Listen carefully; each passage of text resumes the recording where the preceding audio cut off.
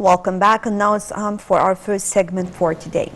Well, Joe Biden was sworn in as U.S. President on Wednesday and taking the helm of a nation racked by political division, economic anguish, and unrelenting pandemic. Well, of course, we all know that the situation in the United States is really very, very critical, and we need to look more about this new term of Joe Biden and many of his decisions. He did not waste time. He started from the first minute, even from the first inaugural speech that he delivered. Well, first of all, allow me to welcome our guest for today, Dr. Hassan Wguih, and he is a professor of international negotiations. Good morning, sir, and welcome to the show. Good morning. So we were talking just now about the situation in the United States, and let's start by the speech that was delivered by the U.S. President Joe Biden. Just as we mentioned now, he did not waste time. He started from the first minute. Mm-hmm. Yes, of course, the speech is very good. It is a roadmap. He is trying to give himself and to the entire American people and a very quick fix and a very well-established roadmap from his own perspective. And the moment he started the speech, he recognized that we have a lot to repair, we have a lot to heal, and we have a lot to gain. And these are his words. I think that he is trying to open up to the international community again. He is trying to cancel out all what was felt as anti-American. He wants to re-establish the American values.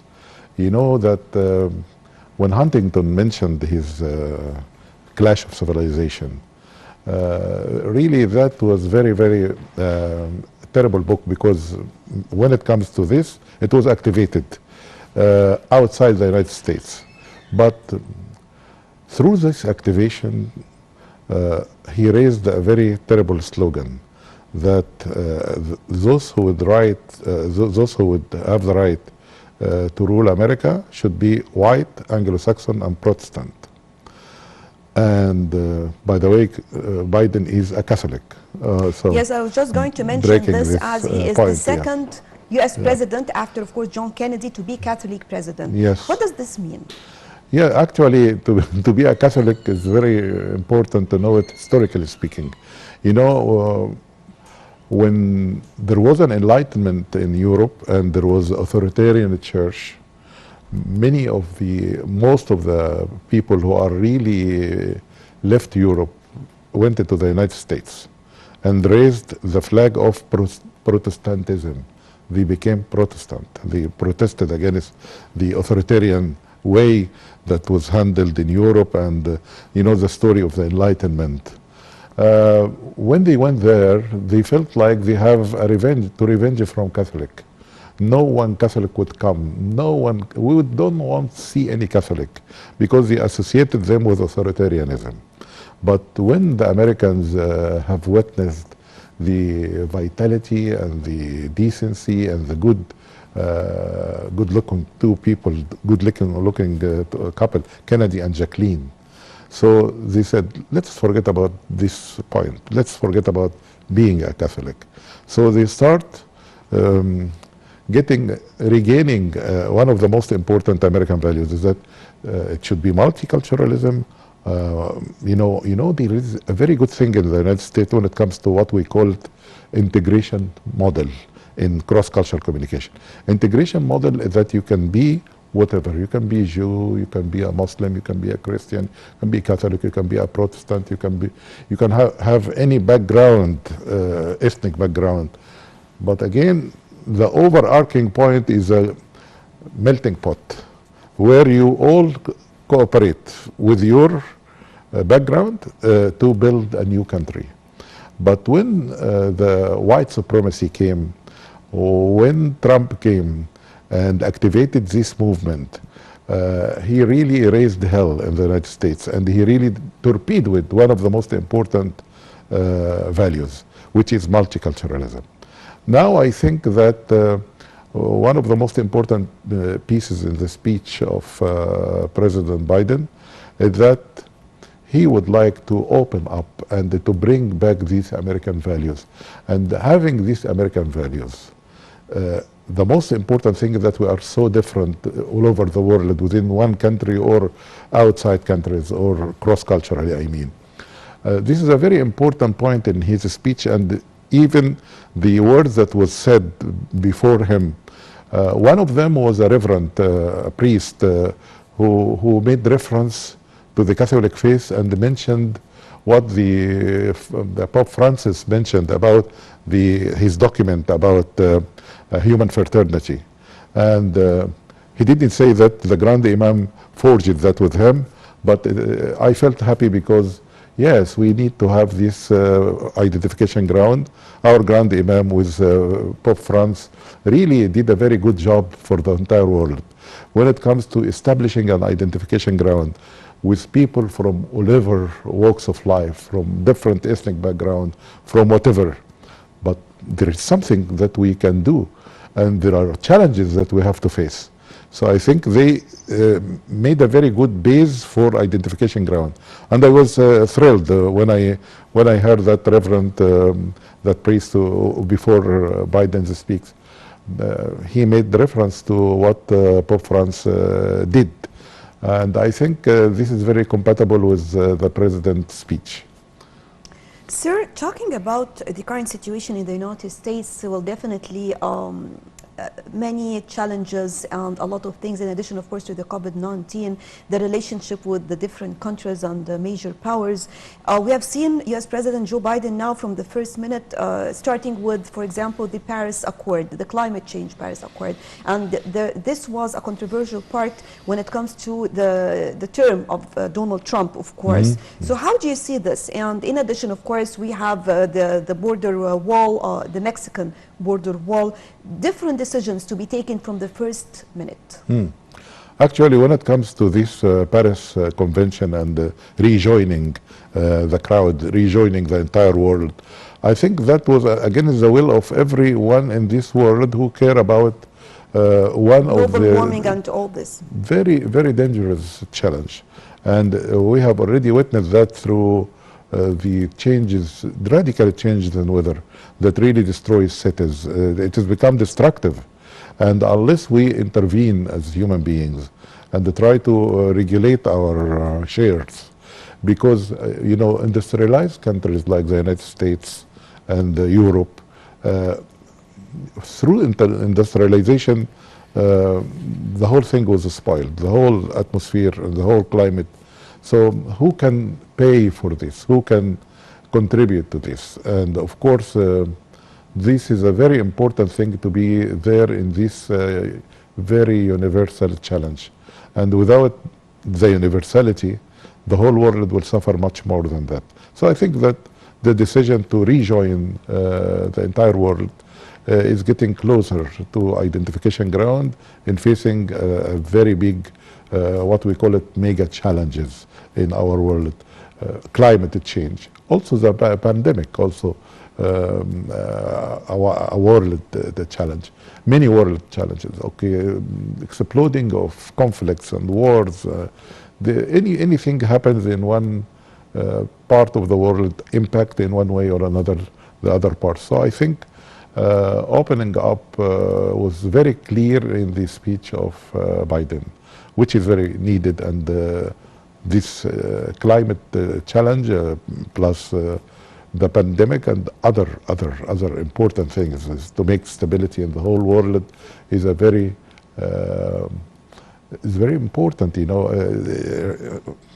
enhancing the role of the United Nations will never happen unless people, every individual country can contribute by itself without the United Nations.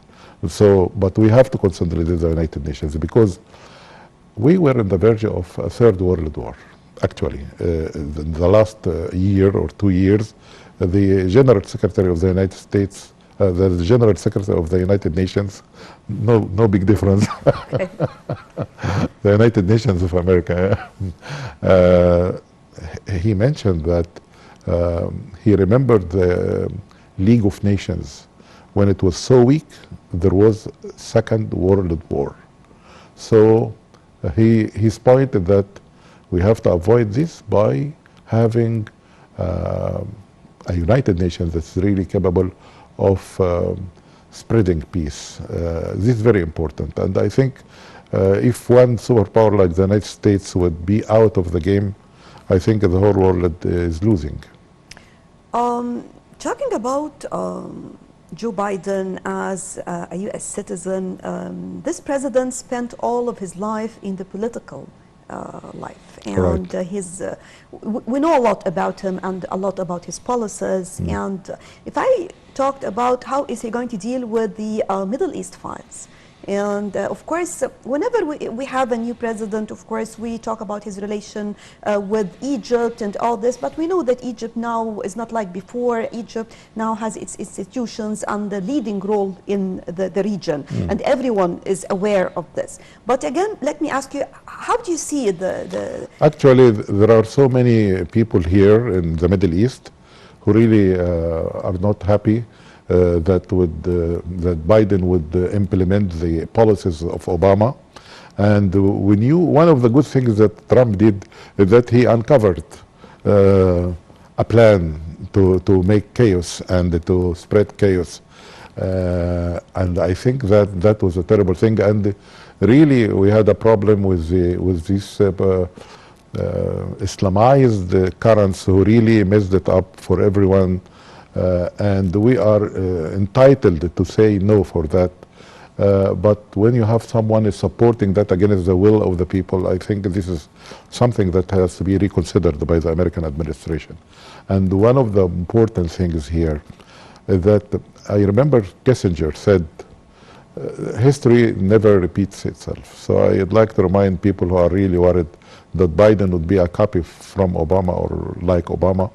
I don't think so. I think they learned the lesson now. Of course, there are a lot of changes. Egypt also has institutions and is different now.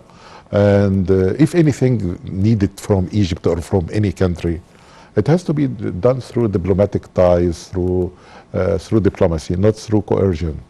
Because coercion never pays and never gets the result anyone wants.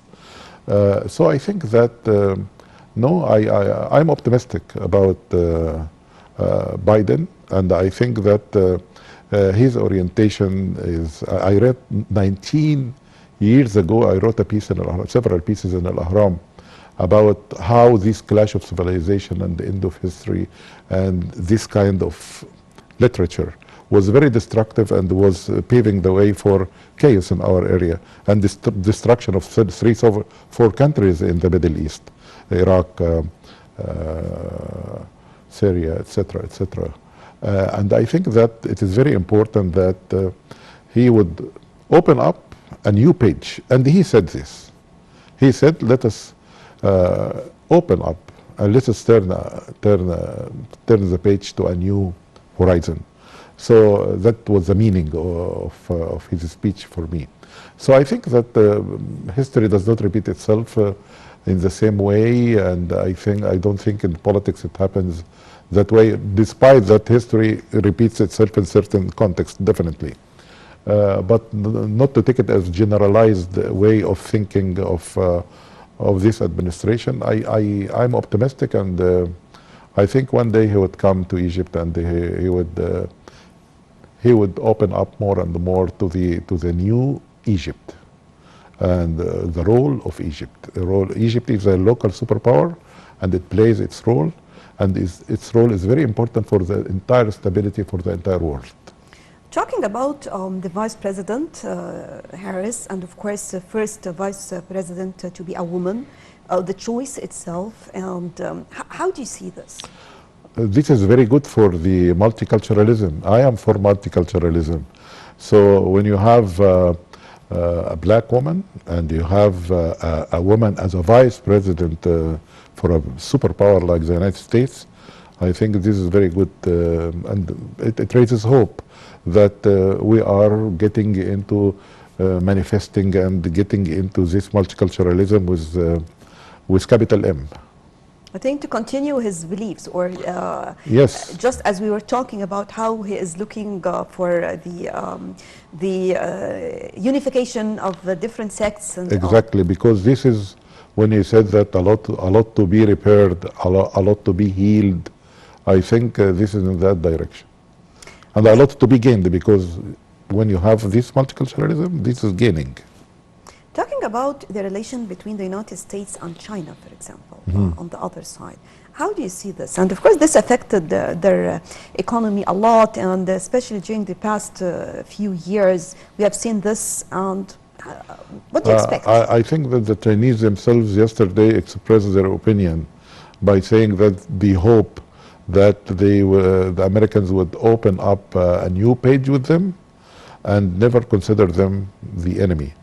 You remember that for Trump, he considered them as a threat, and he considered them as antagonizing to the United States, and even he called the COVID-19 China virus. So this upset them, and they would like very much to see that Americans will handle the whole situation in a different way. Exactly like the people in the Middle East expecting a different way, a different role for the Americans in the right direction. I think the Chinese do the same. Right. Let's be optimistic, of course, about this and wait to see. Thank you very much, Dr. Hassan Wguih, Professor of International Negotiations. Thank you very much for joining us. You're most welcome. Have a good night. Have a good day. Right. Still, we have more to bring you on The Breakfast Show. But first, moving on to a quick break, then we'll be back.